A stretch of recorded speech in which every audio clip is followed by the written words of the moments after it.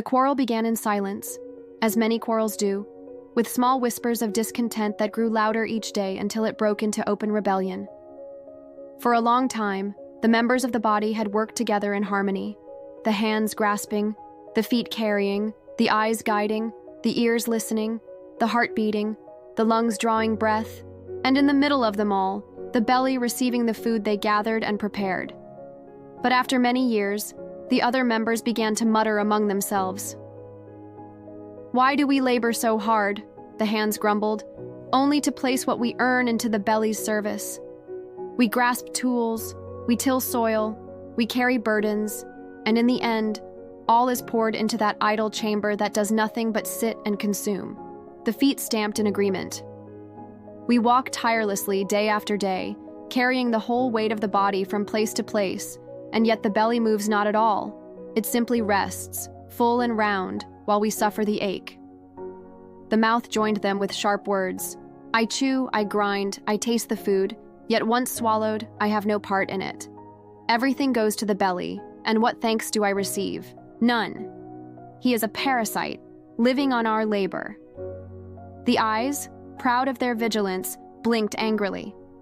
"Without us, none of you would see the harvest or the prey. None of you would find the path to food or drink. We are the guides, and yet the belly sits in darkness and gorges itself while we strain in the light." Even the heart, steady and loyal, trembled with resentment. I beat tirelessly, driving life through every part of us. But what does the belly do in return? He only grows fat. Soon, every part joined in the chorus, and the body seethed with anger against its center. At last they called a council, each member voicing its grievances. The hands pounded the table, the feet stamped, the mouth shouted until it was hoarse. The decision was made. They would no longer serve the belly. No more food would pass down into that greedy chamber. "Let him fend for himself," they cried, "and see how long he thrives without our toil." And so, the very next day, the hands refused to gather grain. The mouth clamped shut. The teeth ground nothing. The feet refused to walk to the fields, and all the while the belly sat quiet and empty. At first, there was triumph. The members congratulated themselves. "At last," they said, "we have taught him a lesson. Now he will learn what it means to contribute." The body moved stiffly but with pride, its parts savoring their independence.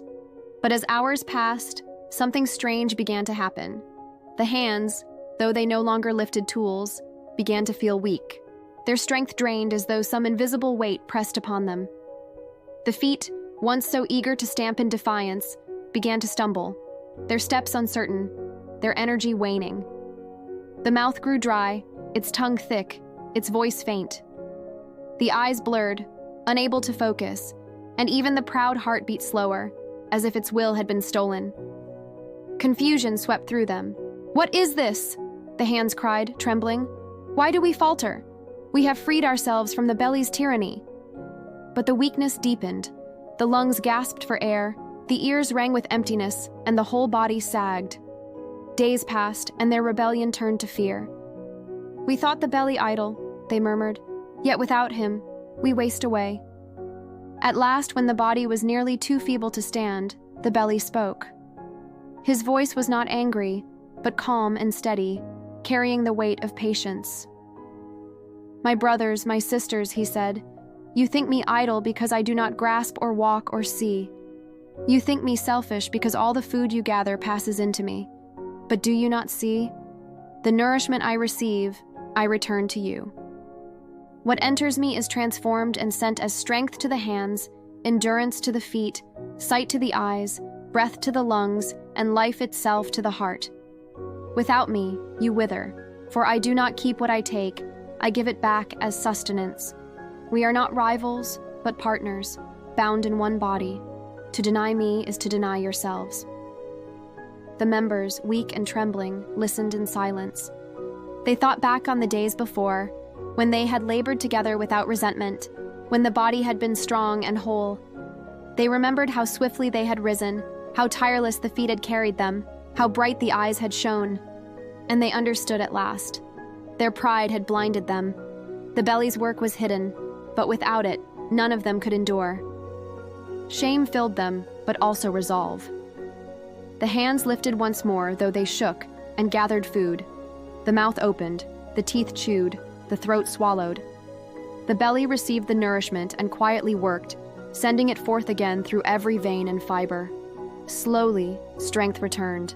The feet carried the body upright, the eyes cleared, the heart beat with renewed vigor. The body moved as one again, its quarrel ended, its unity restored. From then on, the members no longer mocked the belly. They remembered that what seems idle may in truth be the source of life, and that harmony is born not of pride but of mutual service. And so the story was told for generations, not only as a fable of the body, but as a lesson for all who live together, that each has a role, seen or unseen, and to despise another's work is to weaken the whole. The farmer told it to his children, the leader to his people, the teacher to his pupils. And always the truth rang clear, that strength lies in unity, and unity in respect for every part, no matter how humble.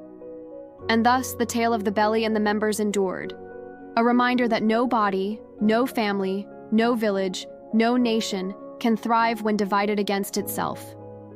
Those who hoard credit and scorn others bring only weakness, but those who honor every contribution, however small or hidden, build a strength that no hunger, no hardship, no enemy can break.